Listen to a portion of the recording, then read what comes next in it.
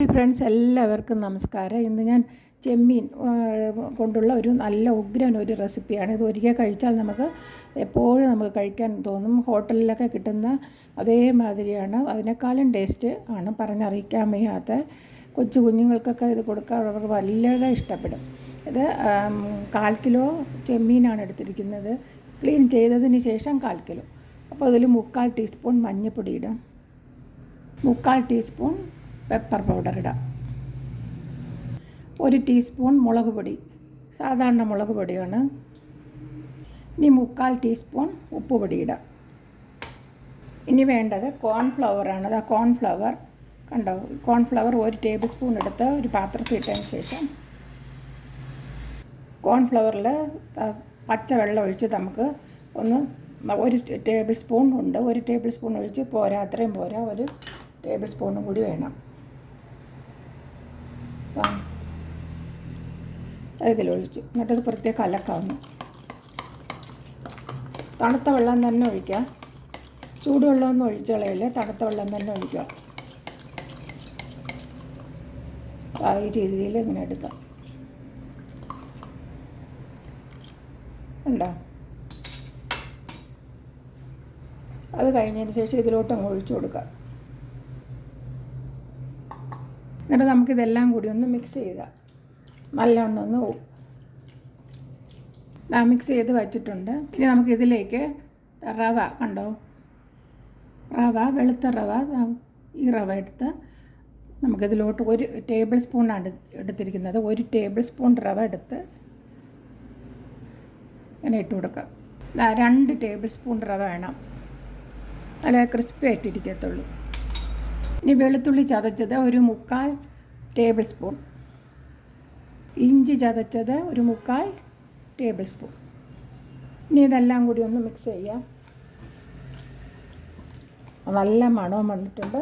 ഉപ്പൊക്കെ ഉണ്ടാകുന്ന നോക്കുക. നല്ല, ഇപ്പോൾ ഞാൻ നോക്കിയായിരുന്നു, അപ്പം നല്ല ഉപ്പൊക്കെ ഉണ്ട്. 10 മിനിറ്റ് ഇരിക്കട്ടെ. അത് കഴിഞ്ഞിട്ട് നമുക്ക് ചെയ്തെടുക്കാവുന്നതാണ്.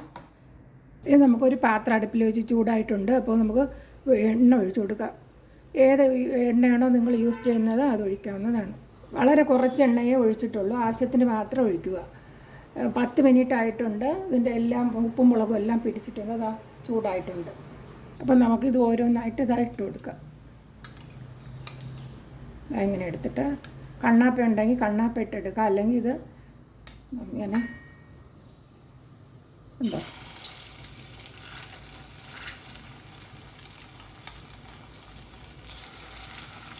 എങ്ങനെ ഇട്ട് കൊടുക്കാവുന്നതാണ്.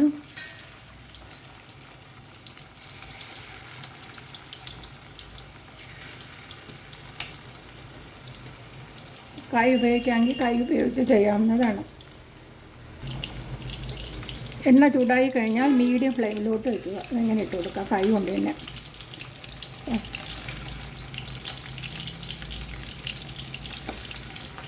നല്ല മണവും വന്നിട്ടുണ്ട്. ഇതാണെങ്കിൽ പെട്ടെന്ന് വേകുന്നതാണ്. അപ്പോൾ സമയം ഞാൻ പറയാവുന്നതാണ്. അങ്ങനെ മീഡിയം ഫ്ലെയിമിലോട്ട് വെച്ചിരിക്കുകയാണ്.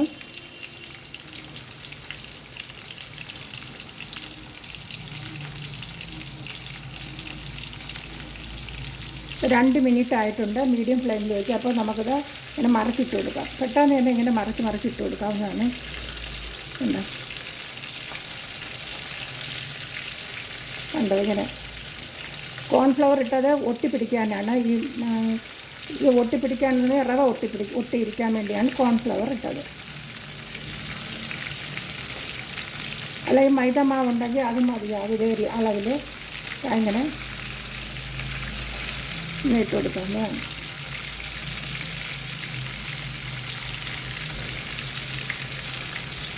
അങ്ങനെ മറിച്ചിട്ടിട്ട് 2 മിനിറ്റ് ആയിട്ടുണ്ട്. അപ്പം മൊത്തത്തിൽ ഒരു 4 മിനിറ്റാണ് വേണ്ടത്. അങ്ങനെ എടുക്കാവുന്നതാണ്. ഒരുപാട് മൂത്ത് പോകരുത്. മൂത്ത് പോയാൽ അത് ഹാർഡായിപ്പോവും. സോഫ്റ്റ് ആയിരിക്കണമെങ്കിൽ, നമുക്ക് ചെമ്മീൻ സോഫ്റ്റ് ആയിരിക്കണമെങ്കിൽ അധികം വേവാൻ പാടില്ല. അങ്ങനെ എടുക്കാം. കണ്ണാപ്പ ഉണ്ടെങ്കിൽ കണ്ണാപ്പ ഇട്ടെടുക്കാവുന്നതാണ്. എൻ്റെ കണ്ണാപ്പ ഞാൻ ഇടിയപ്പം മാവ് കുഴയ്ക്കാൻ വേണ്ടി അത് നനച്ച് വെച്ചിരിക്കുന്നത്, അതിട്ടാണ് ഞാൻ ആക്കിയത്. അത് കാരണം ഞാൻ കണ്ണാപ്പ നനഞ്ഞിരിക്കുന്നത്, അതാണ് ഞാൻ ഇതിട്ടെടുക്കുന്നത്.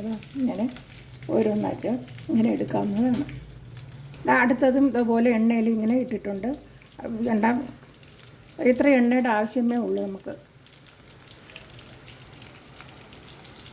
വളരെയധികം ടേസ്റ്റുള്ള ഉണ്ടോ. പിന്നെ ഈ കൊഞ്ച് ഫ്രൈ കഴിച്ച് നോക്കുക. ഒരിക്കൽ കഴിച്ചാൽ നമുക്ക് എപ്പോഴും കഴിക്കാൻ തോന്നും, അത്രയ്ക്ക് നല്ല ടേസ്റ്റാണിത്. അധികം എണ്ണയൊന്നും കുടിക്കാത്ത കൊഞ്ച് ഫ്രൈ ആണ്. കണ്ടോ, അപ്പോൾ കണ്ടോ, എണ്ണ അധികം ബാക്കി വന്നിട്ടുണ്ട്, അത് വേറെ എന്തെങ്കിലും ഉപയോഗിക്കാവുന്നതാണ്. നിങ്ങൾ ഇതുപോലെ ഉണ്ടാക്കി നോക്കുക. സാധാരണ കൊഞ്ച് ഫ്രൈ ഉണ്ടാക്കുന്നതിനേക്കാളും അധികം ടേസ്റ്റാണിത്. എന്നാൽ എല്ലാവർക്കും എല്ലാവിധ നന്മയും ഐശ്വര്യവും ഉണ്ടാകട്ടെ. എൻ്റെ ഈ ചാനൽ സബ്സ്ക്രൈബ് ചെയ്യാത്തവർ സബ്സ്ക്രൈബ് ചെയ്യുക, പ്ലീസ് ലൈക്ക് ചെയ്യുക. ബൈ. എല്ലാ പേർക്കും നന്മയും ഐശ്വര്യവും ഉണ്ടാകട്ടെ. ബൈ.